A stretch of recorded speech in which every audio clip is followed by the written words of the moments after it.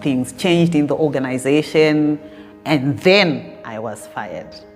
And how I was fired made it even more painful. I was fired at the Christmas party. Wow. I couldn't even afford rent. I'd been taken to the lawyer. No, I remember I used to scrap rent. So what I was falling behind on were levies. Learn fast, fail fast, or try fast and fail fast. As you do that, you're refining yourself. You're getting more intimate with yourself. So you're removing the doubts, you're removing the shame. Really, if you've been fired, if you've lost a job, if you've been on the street, you're removing the shame and all of that, and you are refining and solidifying who you are. In my own personal journey, I have transitioned from being a church goer to having a personal relationship with God. Yeah, I'm not afraid to ask. I'm not afraid to ask. So I guess that's how faith and spirituality for me works. But it also anchors me in that I know who I am. You asked a lot of questions about how to cope with difficult things and what, but I'm very much anchored in who I am and whose I am. So, Yellow Wisdom and Purpose family, thank you so much for wisdoming and purposing with us. ImeTheFinest here. Welcome to yet another episode of Wisdom and Purpose with Ime, where we help you earn more wisdom, become happier, healthier, and more wiser as well, sometimes more yield. If it's your first time on this platform, please remember to do the usual. Hit the subscribe button, like and share so that our content will reach more people. Today, the guest that I have is a natural born communicator, MC, and a veteran broadcaster. That is, of course, Iyati. Iyati, thank you so much for coming, man. How are you doing? I'm very, very well, Ime. Thank you so much for having me. It's a delight, an honor.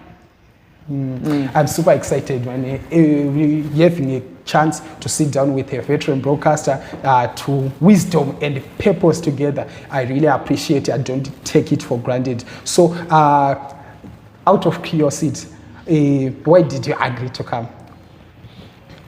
Yeah, that's a... I never thought I would respond to a question like that, but there you go. That's a great question. Why? Because in your invitation, you came across as someone who has done the research. And I felt honored. I love conversations, and I said, it looks like this young man is on an illuminating path. So I want to be part of what you're doing, and I love to share stories. Yeah. All right, thank you so much.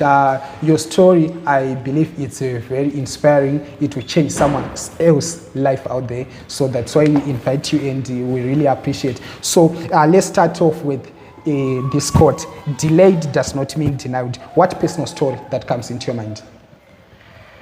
Hey, too many to mention. Delayed does not mean denied.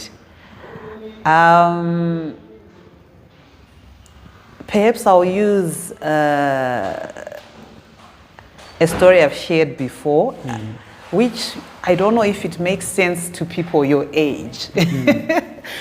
But I grew up in a time where I was a child at a time where speaking in English was regarded as an achievement, in the sense that while we learned English, we could hear English, hear it, and understand it to some extent. To use it as an everyday language was the next level.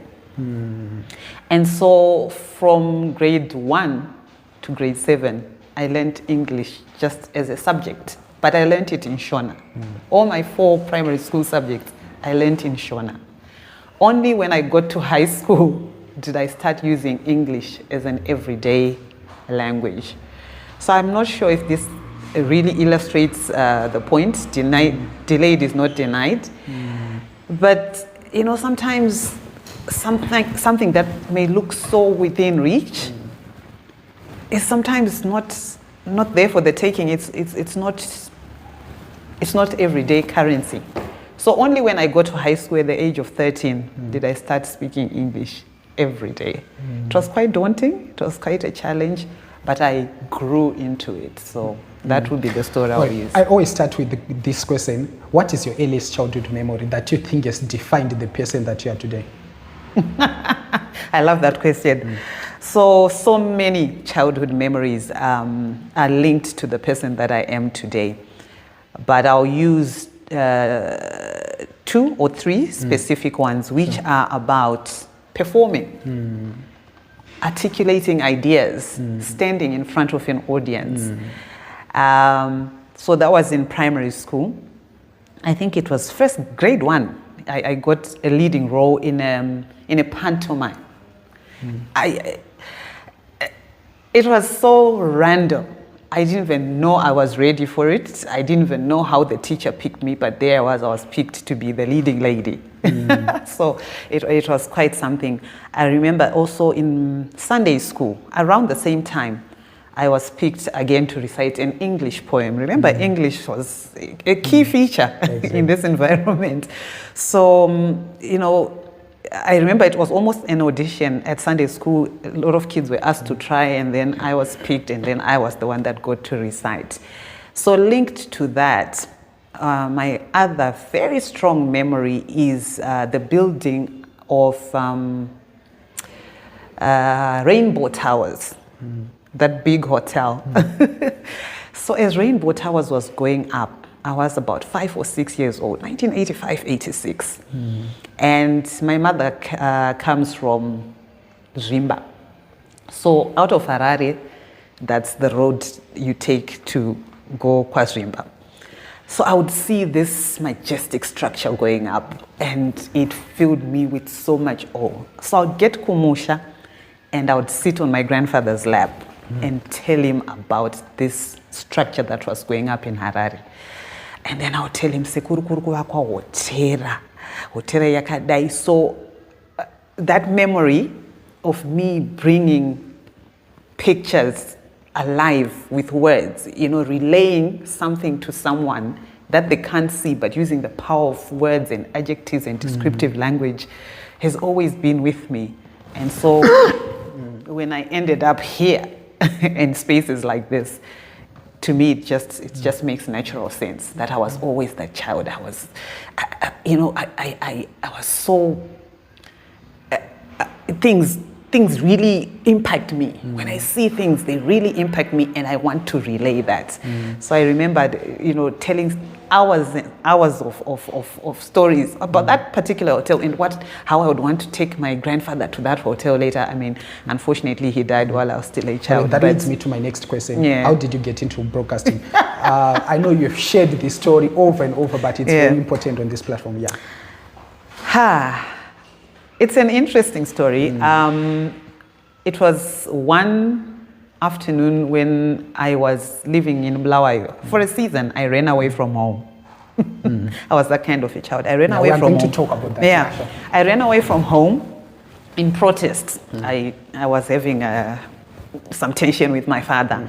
I went off to Bulawayo, so I was living and working in Bulawayo. I started working. My first job was in Bulawayo as a shop floor assistant in a department clothing shop. And one afternoon, I think it was my afternoon off, I was listening to the then Radio 3, and James Maridadi was on. If you remember, well, you may not remember, but other people may remember. James Maridadi used to have this very famous show, Junior Threes. And there was a particular child called Natasha who would always get through, and they would have so much fun. It was fun, but at that moment I just decided I'd had enough. So I picked up the phone and I said to James, I like what you do, I love your radio show, but I think I can do better. The guts of youth, huh? Yeah. I just challenged him just like that. He took it well, he took it in his stride. He then went on to explain to me how I could get considered, send in my application, and I sent in that application. It was only 6 or 8 months later, when I was then back in Harare, that I got a reply, and they were calling me for an audition. And so off I went to audition. The story of that audition again is something quite remarkable when I look back at it. I turned up, I was quite an underdog, so to speak, because short of, outside of that moment when I called James, I'd never really thought about broadcasting. I'd never really thought about media. So I just turned up raw as they come. I was 19 years of age. And I remember the car park at Pocket Hill was full of people. In my estimation, well over 200 people, if not up to 400 people. There were a lot of people who turned up for that audition. And out of all those people, only 3 of us made it on that day. And so for me, it was a momentous occasion. And the 3, it's not just any ordinary 3. There was a lady called Brenda Nyakudya who went on to become very big in South Africa. She still is, still doing very well if you look her up on social media. And then I'm very proud of this association. The other guy was DJ Munya. Yeah, I know him. The big superstar. So to be picked among such contemporaries for me was such a stamp of faith and confidence in my abilities, and I began to look at myself differently. Yeah. You never thought of becoming a broadcaster. What was your childhood dream? To be honest, I don't remember a particular childhood dream, but I always felt and knew that I would do something that had to do with people. I love people, I love performing. I'm just energized around the social spaces. So I don't remember. I think at some point we would talk about being an air hostess only because it sounded fancy. That was in the early years, just before primary school. And then by the time I got to high school, and now I was trying to sound smart and, I wanted to look, because I was a smart kid, I wanted to look the part. So I remember saying I wanted to be a pilot. But by my 3rd or 4th physics lesson and maths, I knew that that was just a pipe dream. So I quickly ditched it. And then again, in high school, the arts just took over: public speaking, theater, drama, and the rest is history, I guess. Yeah. Well, chichinito muna safa hivi in the broadcasting industry. Is it passion? Is it purpose? What is it? I guess it's a combination of both. You really have to carry it within you, somewhere deep inside. The passion has to be at what point deep-seated. How did you discover your passion for radio? As soon as I qualified, as soon as I made that audition and I started the training, I was trained, and I'm very, very grateful, by the great Kudzi Maruda, now retired. So seeing that man at his craft, he was so passionate. So he started grooming the passion in me. And from that day onwards, and just working with so many other radio creatives, it just spurred me on, and the passion grew and grew, and here we are. It's a beautiful story. So how I always have conversation with the young people and some of my age mates. They don't even know what they are passionate about, their interest is, their purpose. So what's your message to people like that, like them? Or how to discover a purpose or what you are interested in? I can't say I know a distinct way or a formula, a particular formula of how to do this. But I think life has a way of unraveling and revealing you unto yourself. So I would say when you're younger, try all things. I've since learned a concept of learn fast and fail fast as well. So if you can try as many things as possible, particularly when you're unsure. Some people are born more fortunate. They will know, and their path will lead them a certain way. Some people will be groomed. Some people, it's the environment. But yeah, for some people, it's a matter of trial and error. You have to try so many things, but your natural instincts will lead you to certain things, or you keep coming back to certain things. There are people I've heard stories of people who've tried to actually ignore this one thing that is their true calling, and they try everything else. They run around, they go everywhere else, and leave this one thing. But the way back is usually so simple, because I believe in all of us, a seed has been planted, or certain seeds have been planted, and there's no other way but for them to blossom. So by observing, by learning, by trying, by natural instinct, you arrive at your passion. Yeah. What did you learn fast that you failed fast? What did I learn fast and failed fast? Or have you ever failed in anything? Not classically so, but I guess I would say the sciences as a subject area. I knew that those were not given to me while I was in the science class, because I was brilliant in the arts, and so if you had high marks, they would push you up to be in the first class, where the emphasis and the direction was sciences. But I knew that was not my path, and yeah, I didn't bother. I did miserably in those subjects. And can you share your experience working at the national broadcaster? How was it like? It was short and sweet, short and sweet to say the least. But like I said, very intensive and thorough training under the great tutelage of Kudzi Maruda. Shout out to Mr. Ku. And a lot of other systems, of what radio broadcasting is all about. I actually had a stint on TV as well, as much as I'm camera shy. But again, there you go. But you don't really look like you are camera shy. So there you go. You had asked me that question, and I was struggling to find what I put myself to, and backed off immediately. Yeah, TV was for a season. Again, I was young. Like I said, when you're young, try all things. So I was young, and all the young presenters, they would encourage us to go and be continuity presenters. There was a time when on TV you would announce. Now everything is digitalized, they just write on the screen. But then you'd go into the studio and actually make an announcement of the upcoming programming. So yeah, I would go over to the TV side and do that. Why the period was too short? Circumstances, really. So when I joined the broadcast, it was at the turn of the century. It was 99 into 2000.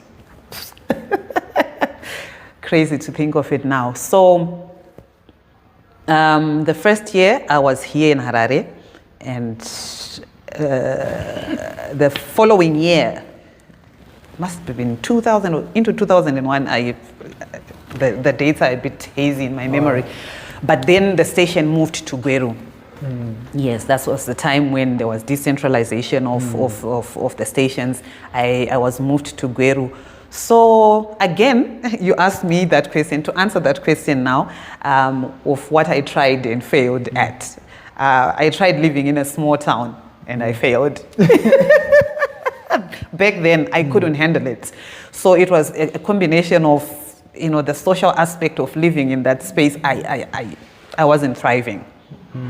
So I knew that the space was not aligned to who I was becoming, and I needed to get out of there. And then, yeah, the big city just called me back, and after exactly a year in Gweru, I left and came back to Harare and pursued many other things. We're going to talk about those other things. I don't know where I read it, but I heard that you was fired there. I was fired at the national broadcaster. No, I wasn't fired. I resigned. Yeah, I resigned. Papa ni backup plan erotinda ku resigner ndichanoshanda. No, actually. Funny you should ask that. So another thing, like I said, socially, it was just difficult for me to live in that space. So I used to travel every weekend back to Harare to see my mother and my brothers and sisters. So when I resigned, I didn't consult anyone. I didn't announce to my family. I was all of 21 years old.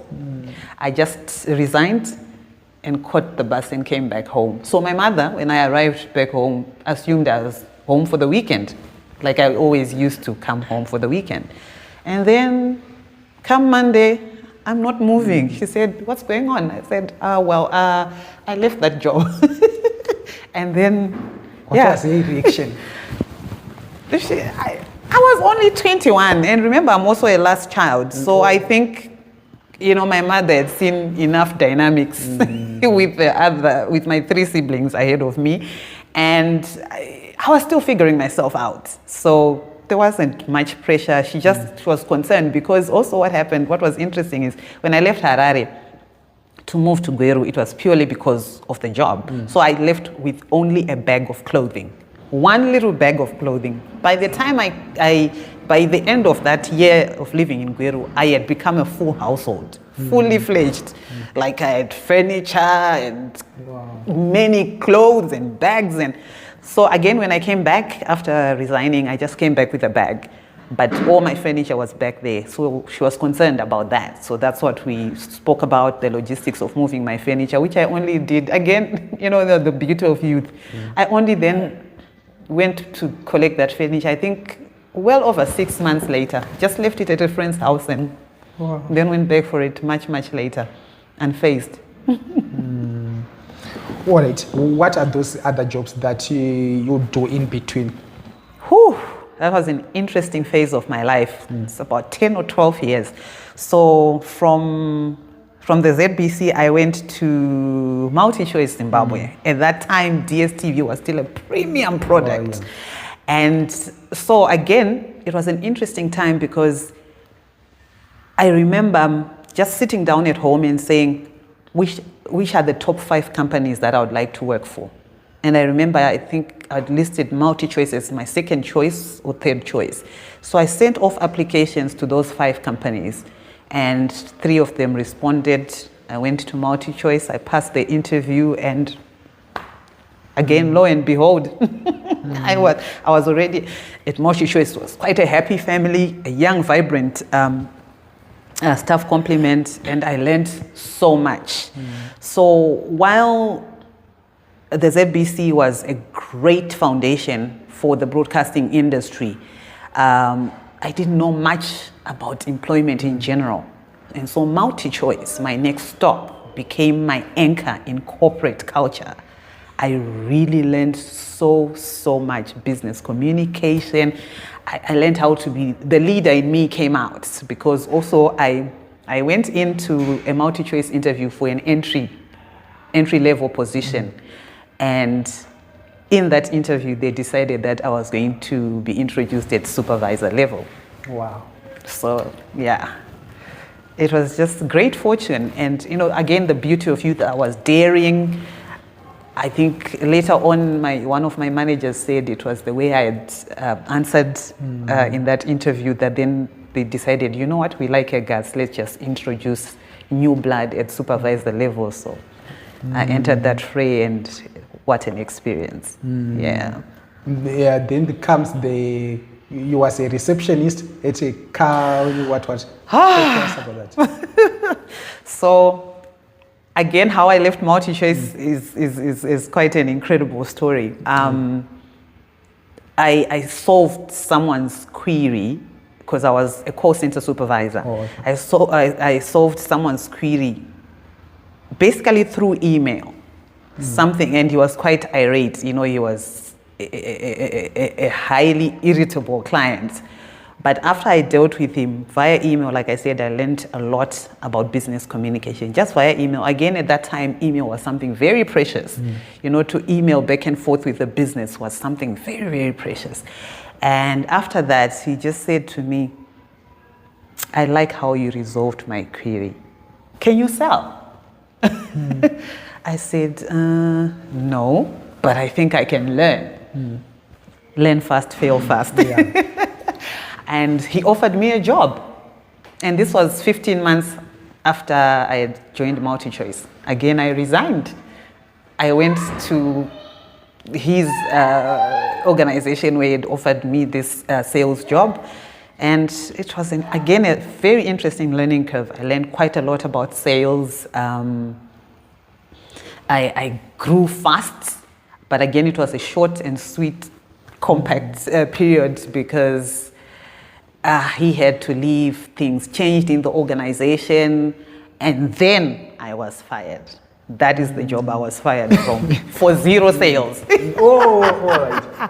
So, yeah, again, to answer that question, what I've tried and failed it. I tried sales at that point and failed, but now I Was it painful? Now I can. Was it painful to be fired? Yes, and how I was fired made it even more painful.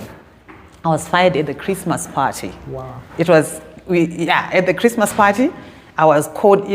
We are busy. We've got hampers. It's end of year. We are happy. We're drinking. Then I'm called to the office. That moment where you're like high and bubbly. And then, she just pulled me aside, says, please step into my office. And then she served me the papers. She explained that, because of my low sales figures, I wasn't required in the following year. So this was the annual shutdown as well. So she says, so I'm sorry to tell you that you will not be returning at the opening of next year. What does that taught you about yourself and about other people?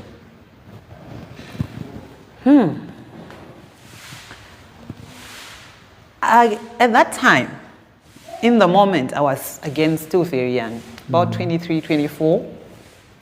It was really no skin off my nose. It just bruised my ego. But over time, and also, I broke down immediately. I broke down. The floodgates just opened and I started weeping in her office. And she said to me, there are so many other things you can do. And I'm sure you'll find a better fit for yourself. It meant nothing to me in that moment. But over time, it has proven to me that there's a space for all of us. And so, incidentally, from there, I went on to work for an international airline. And one day, after checking in, I was a check-in agent. After checking her in, my former boss who had fired me, we were together in business class on a flight to London.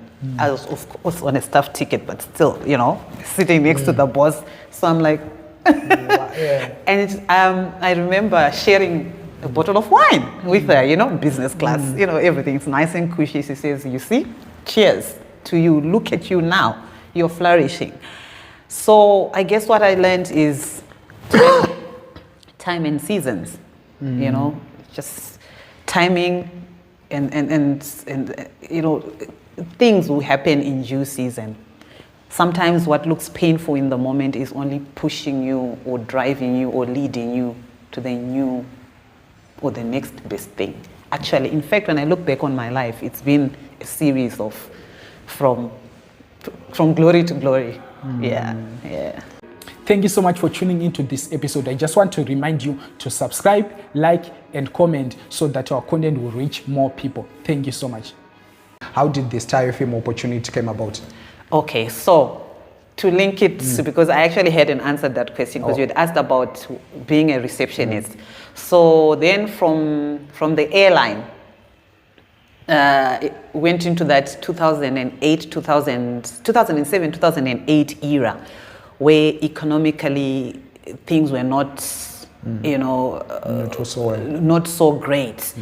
And the airline closed, the route closed, Harare, London closed, and the airline left. So they wanted a very small team because they remained with just Harare, Joburg. And again, I was out on the street. I was all of 25, 26, and there was nowhere to go. There were no jobs to talk about. Everyone was turning informal. So I became informal. Yeah, I became informal. So I was informal for 4 or 5 years, Doing what? Selling. Oh. For someone who had been fired from a sales job, street selling was different. It was energizing, Taibena Mari, it was that era. But anyway, that era then came to an end.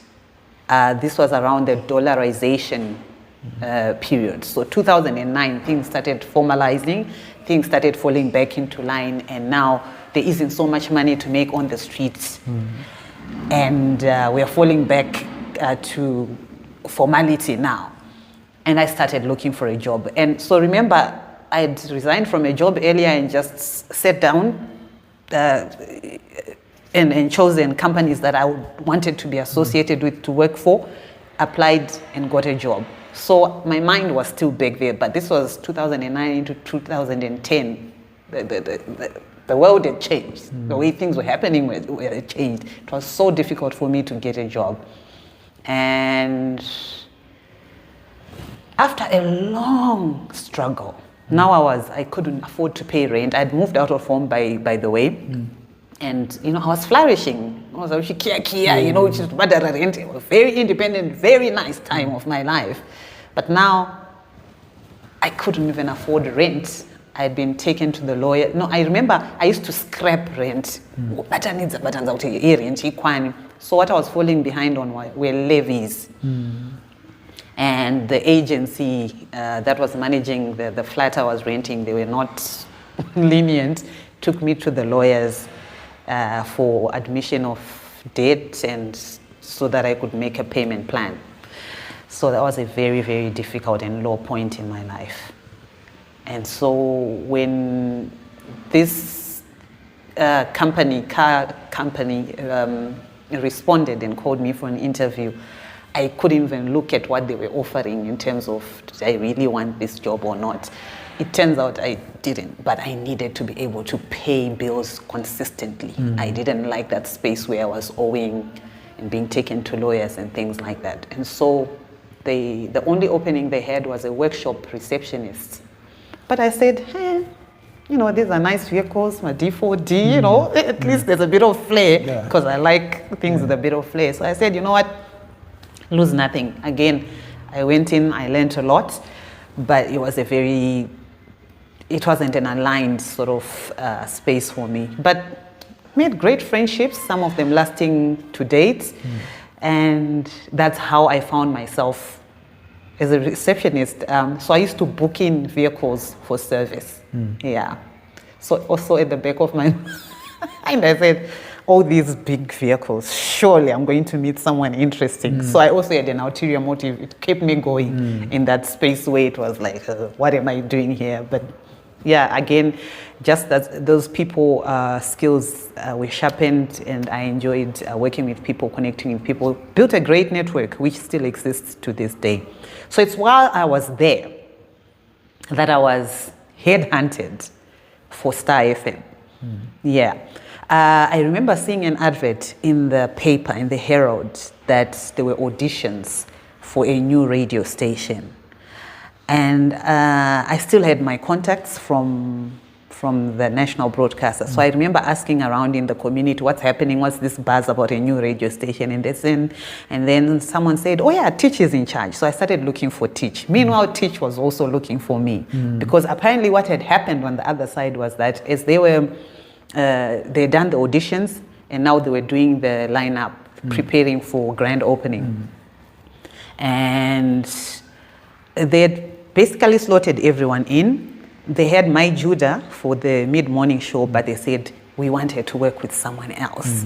Because apparently my Judah had also been a co-anchor at the radio station I had left in Gweru. So they wanted that energy for her where she could bounce something off somebody else, co-anchoring. And so, they were looking for someone with experience. So I remember I went in to make up that lineup, and that's how I met my Judah and Grace. If you remember the beginning of Star FM,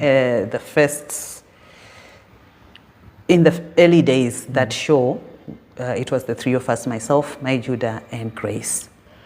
But interestingly, the very first time I went on air at Star FM, which was over 10 years later, after the ZBC, I was actually with KVG. They wanted to pay me with KVG on that mid-morning show. learn fast, fail fast. So obviously they tried many combinations, and here we are now 14 years later. Yeah. How is your experience? Are you still the programming manager?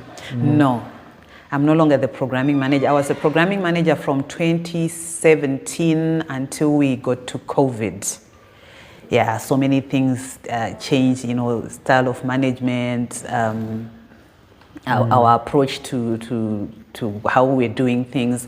And then personally, I also wanted to realign my life. I wanted more work-life balance. I was looking at a new direction, so I stepped back from that role after 3.5 years. Yeah. How was the experience? Because I've noticed many people who are on such positions, there's no rest. You are listening to this person, you are controlling what's going to be on air and other stuff. It's the engine room of the 24-hour broadcast that you hear.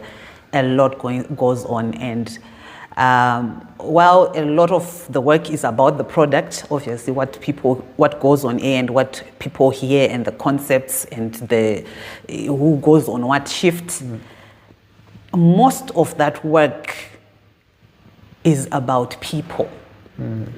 Not only managing people as members of staff, but people as the real person. Beyond what you hear, the names, you learn about people, because creatives are so interesting. Creatives are, in one way, you can say the most difficult people to manage, but also the most fragile beings, they are. And because it's very difficult sometimes to separate the work from the person, or that's where the art is, learning where the person ends and where the personality begins. So yeah, that was, I don't think anything in life could have given me that much education, and I'm deeply, deeply appreciative of it.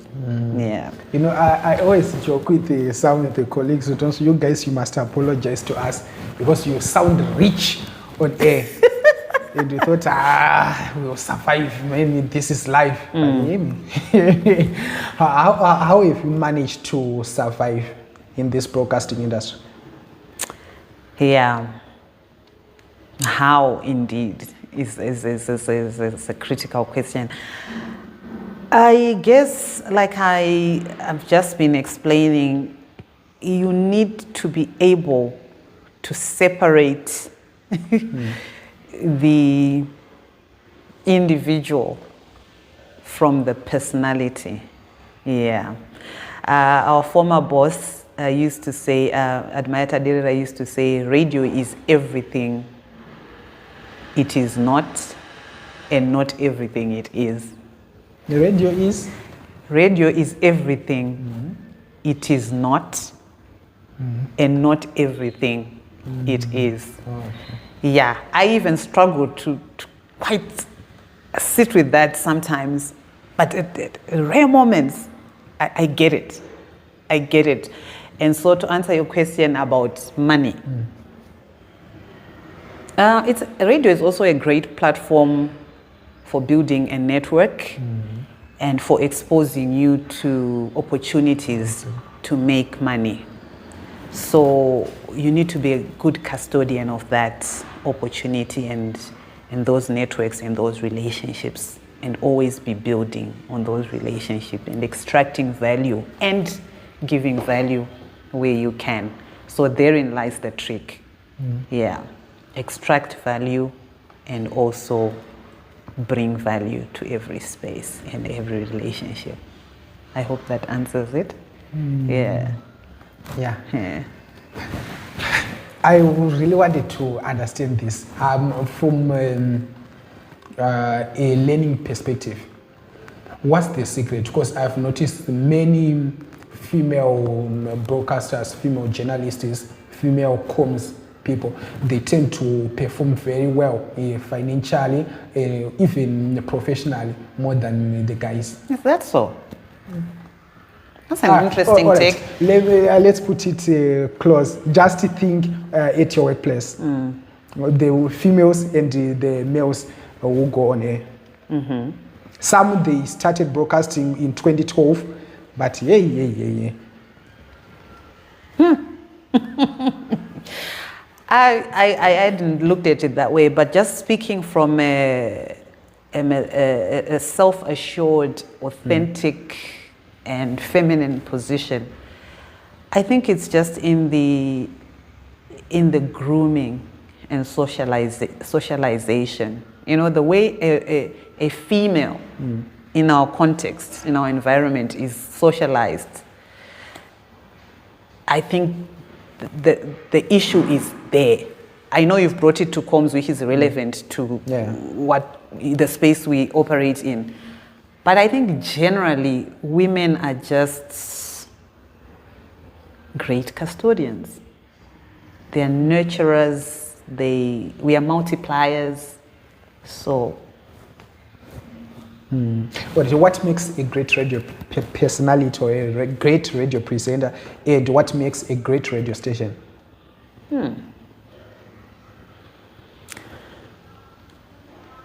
I guess a great radio personality is someone who is a learner. You have to remain a learner. You have to be keen to learn. You know, extract value from everything. You have to be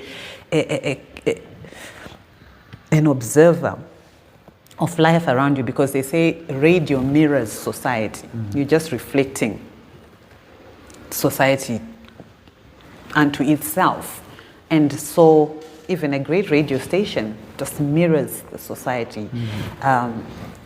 Let people feel seen in what you're producing, in what you're giving to them.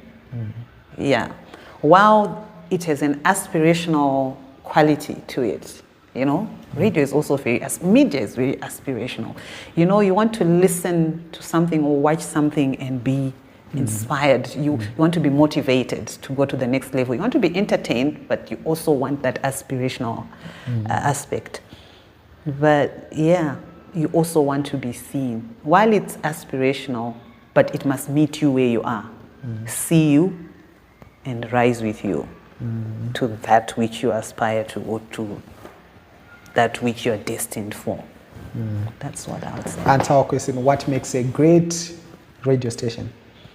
It's the same. Mirror the society adequately. Let people feel seen. Give the society, the listenership. Give the listenership unto itself. Give it back. Give it back. You don't have to embellish too much. You know, you don't have to sound like you are untouchable or you're from somewhere unseen. Be with the people. Yeah. Be with the people. Just and then package what you extract from Mulanu and throw it back at them. And then it becomes entertainment, then it becomes aspirational, and then it becomes, oh, okay, is this what it looks like? And then also exposing other aspects to certain sectors of society that they would not ordinarily see. So basically, yeah, you're just bouncing back the four corners, if at all, of society and packaging them, and then, you know, that aspirational quality that, oh, I can be this, I can be that, or I can take it a notch higher. Yeah. Have you ever been told that you are not good enough? Not directly, no. But there will be instances where you'll be passed up for an opportunity which you felt or it was yours, or you were right for, or, you know. But again, you go back to time and seasons. How do you deal with that? I think, I've spoken about learn fast, fail fast, or try fast and fail fast. As you do that, you're refining yourself. You're getting more intimate with yourself. So you're removing the doubts, you're removing the shame, really. If you've been fired, if you've lost a job, if you've been on the street, you're removing the shame and all of that, and you are refining and solidifying who you are. And you become more anchored in the things that you know for sure that you're good at. And again, the aspect of continuous learning is very important. So you've only failed when you've not been able to take lessons that spur you on, or that refine you, or that position you better. So if you are attentive enough to sit back and say why or how or what, the what is very important in continuous learning, then I think it spurs you on and you keep moving. You keep it moving. Are we doing enough as media professionals in Zimbabwe, considering our media space as a whole, comparing to other countries? Are we doing enough? Or where are we lagging behind?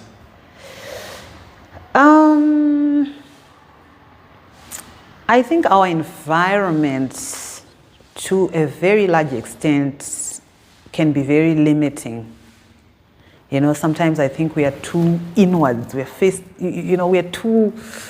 too close to the subject matter, and we're too much in our heads.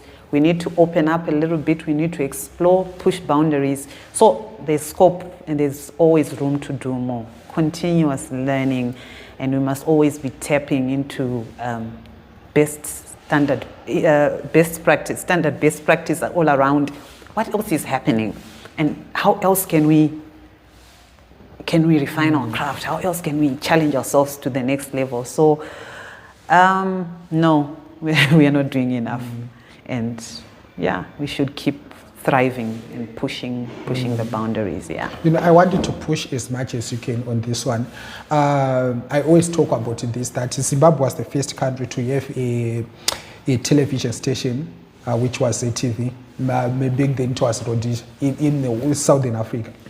Now South Africa, in terms of broadcasting, they have a lot of radio stations, a lot of television stations, but in Zimbabwe, there's monopolization of the space and other things, which limits a lot of talent. I don't know, what's your take on that?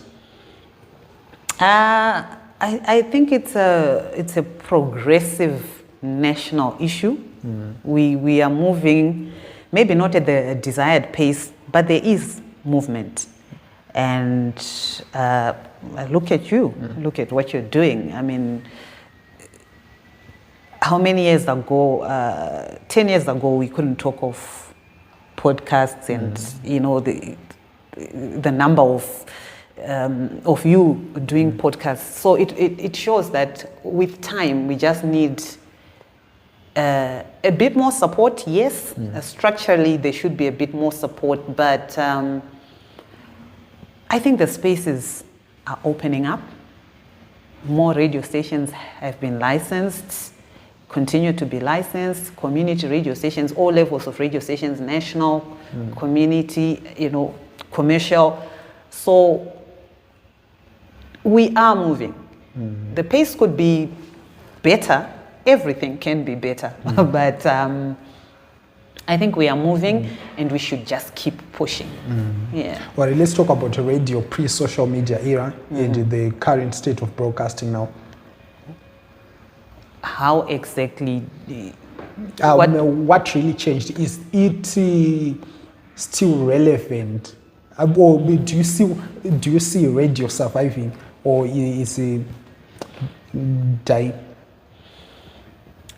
I think it is surviving and has survived. We've just given an example of a bigger market, South Africa.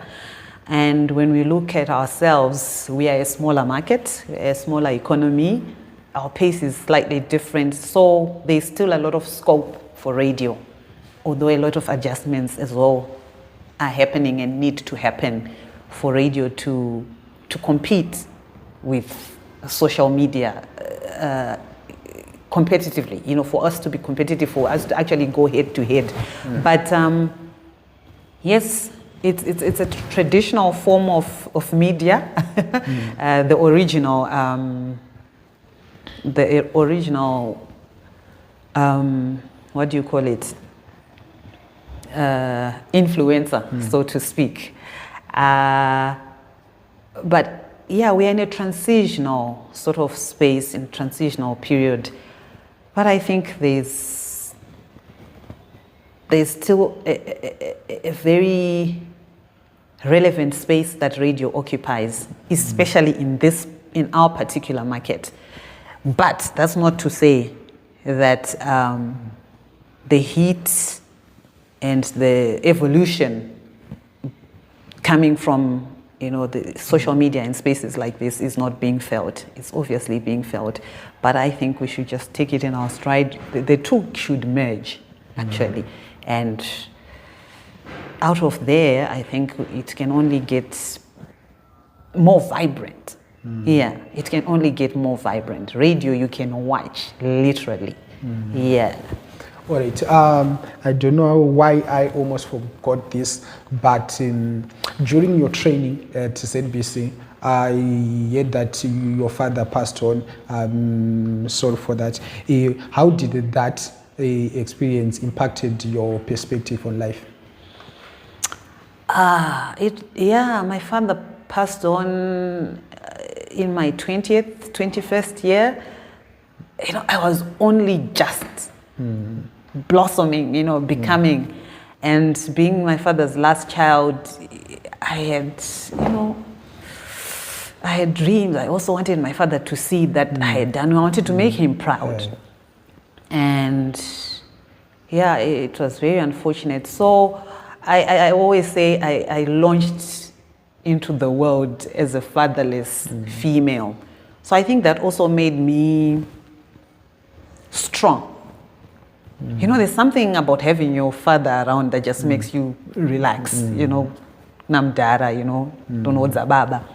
But when your father is not there, so I remember unspoken between my siblings and I, but feeling that sense of we have to protect Amai, that sense of I have to step up to the occasion. So you sort of, it made me stronger. You want to fill that gap. You want to step in and not watch your mother feel some type of way, and you don't want your mother to lag. So to the point of maybe overdoing things, you know what I mean? Maybe if my father had been around and he was taking care of his wife, we wouldn't have done as much, but we rose to the occasion as a family, and I'm very proud of that. But in terms of also how I show up in the world, it just made me more resilient to know that the buck stops with me. There's no running back to Baba, to report or to say, how do I navigate this? You're almost all on your own. Yeah. All right. What motivated you to pursue a university degree later in life? Just fulfillment, really. Like I told you in the beginning, the tension with my father. So being my father's last child, my parents' last child, when I finished A-level, I assumed it was, I thought it was automatic. I was going to go to university. And then my father just said, no, I can't afford it. I wasn't prepared for that.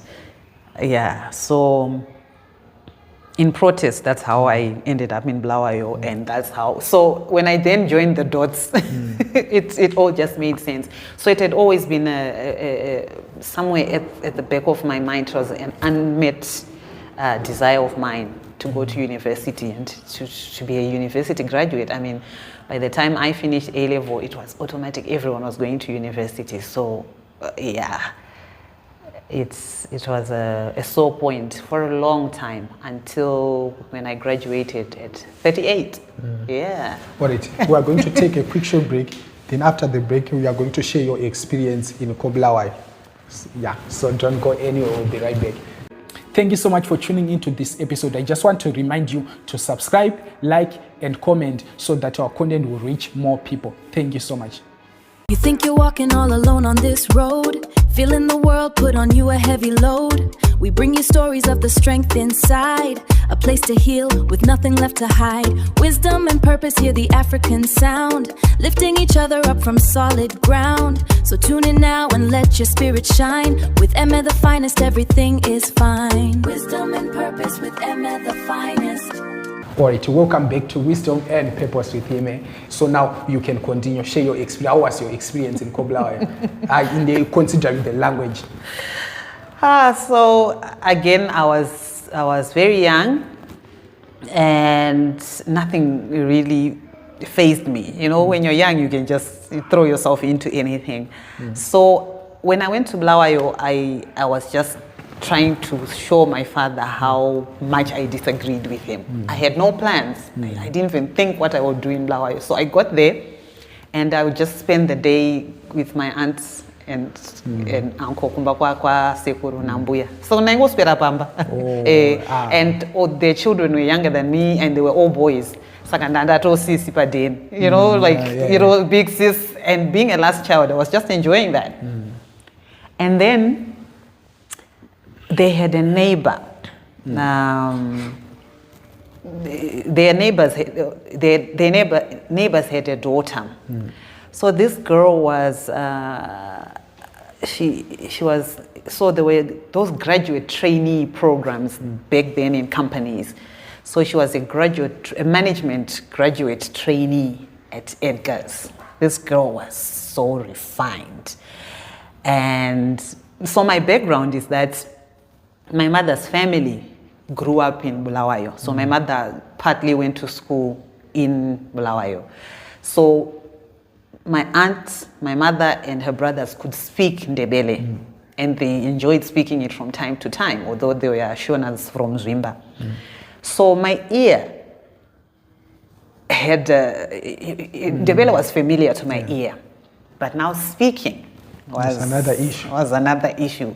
So I could basically understand. I knew all the nouns. Tenses would throw me off a little bit, but now to speak, and to this day I regret that at that young age I didn't throw myself viciously enough into it, because I still left with just speaking marginal Ndebele, just enough to get by. So I can speak little phrases, you know. I remember being on the shop floor, and you know, a customer would come and say, "Funa kulinganis." That's all I knew. Would you like to try that? Funa kulinganis? And then I would show them to the fitting room. But I should have learned to speak a lot more of it. But it was a special time. The boys, and I was the new girl in town. The whole neighborhood, all the boys wanted to know. Excited. They were all excited. So this girl was a management trainee at Edgar's. That's how I ended up working at Edgar's. She then says, "Oh, they are taking sales assistants. Would you like to?" Then I just, again, back then, would just write an application and you'd be called in. And I don't even remember how I aced the interview, honestly. I suppose most of it was in English, but again, with my cheat phrases, I managed to survive. And yeah, so that was my experience. All right, let me cut you there due to our time. Let's talk about real estate. You are into real estate. What do you do there, and how did you get in that field? Okay, so I remember I was fascinated by the construction of rainbow towers. I've just always had that in me. And so I kept looking around. I kept saying, how do I make inroads into this very fascinating industry? I then met a lady who gave me an opportunity. She had an agency. She says, I like how you articulate things. Why don't you help me promote my real estate agency? I said yes. So I became a brand ambassador for her agency. And because I'm always learning, I'm so addicted to learning. I kept on learning, and I'm so drawn to it. I'm learning a lot. I'm still in the space, and that brand ambassadorship came to an end, and then I joined my current agency again as a brand ambassador. They liked what I do, how I promote them, how I articulate things, and so I went into that space, and I'm enjoying learning and connecting people, because that's basically what happens, particularly as a brand ambassador, connecting the sellers to the buyers, and everything in real estate, from construction to letting to the sales. I'm just soaking it all in and learning, and it's a fascinating world. And ultimately, the aesthetics always, I'm so drawn to the aesthetics. So interior design as well. Design is really a passion of mine. So I think it's supported by just learning everything in real estate, and so that's the space I'm in, just developing another. But muscle. are you considering buying some properties? Yes. I'm also taking donations. I just thought I'd put it out there. Yeah, definitely it would be nice in this environment to build a property portfolio, and I'm definitely working on that. That's a great investment, yeah. All right, as we close, can you share a defining moment when faith or spirituality guide your decisions? Always, Always. Like, I've blindly walked into spaces just because I feel I have a chance, because I feel, I'm not afraid to ask. I'm not afraid to ask. So I guess that's how faith and spirituality for me works. I'm not afraid to ask, but it also anchors me in that I know who I am. You asked a lot of questions about how to cope with difficult things and what, but I'm very much anchored in who I am and whose I am. So I understand life happens in seasons. Yeah, and there's a higher power, and so in this media space, it's very difficult to keep on holding on to your faith, especially as a Christian. You meet crazy people, you become friends with atheists. They will give you some of the things to think around, and you end up questioning your beliefs. Have you ever come across anything like that? No, not directly, but what I can say is, in my own personal journey, I have transitioned from being a church goer to having a personal relationship with God. Yeah. I think it's very, very, very important on that. They say life begins at 40. Now, what does success mean to you, and how has your definition of success evolved from your childhood to where you are now? So it's so true. It is definitely true. So my definition of success is now it's much more internal. It's more about the inside out. I deal with the world, I face the world, I measure the world from the inside outwards, as opposed to when you were younger, it was from the outside in. It's this and that defines success. It's this and that. It should look like this. It should, feel like, it should look like this. But now it's more about how it feels.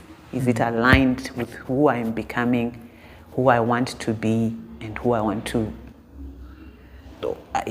I want to project?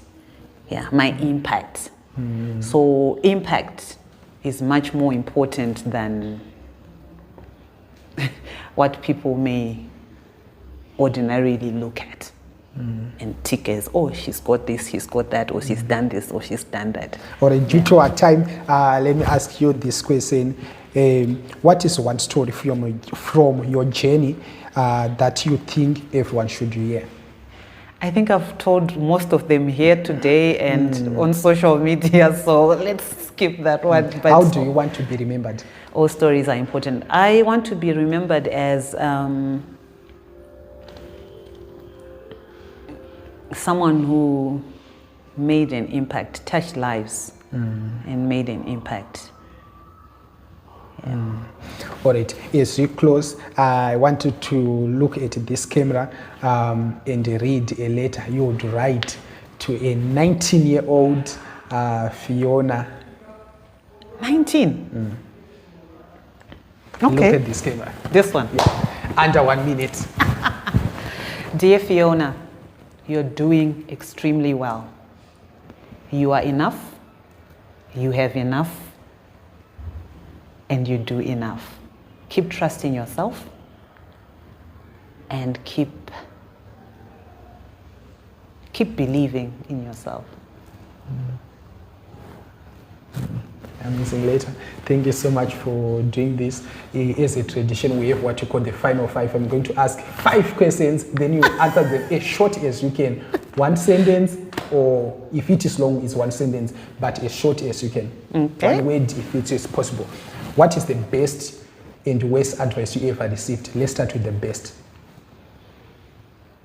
Be yourself. The worst,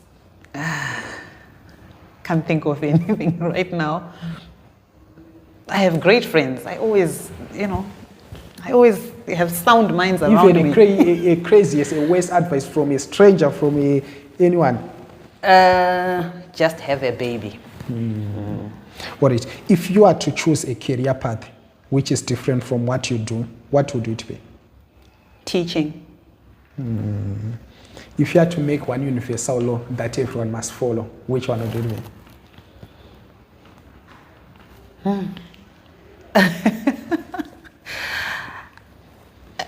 Go back to basics. What's the craziest thing you ever done to make money? Club DJ. Is it crazy? Yeah. Thank you so much for coming. I really appreciate. I do take it for granted when someone agrees to come and let's have a conversation. I really appreciate. I believe your story, someone learned something from your story, from this discussion, from this conversation. I really appreciate. Thank you so much. May God bless you. Thank you. Thank you for having me. Now I want you to put you on the spot now. Close this show, then we are going. I'm closing the show. Yeah, and tell them to subscribe. We'll look at this camera. Oh my God. Wisdom and purpose within it. All right, so that's our installation today of Wisdom and Purpose with Ime. I hope you enjoyed yourself. Don't forget to subscribe and click on the link below for notifications so that when we upload a new episode, it's right there on your screen. Cheers. Thanks for watching.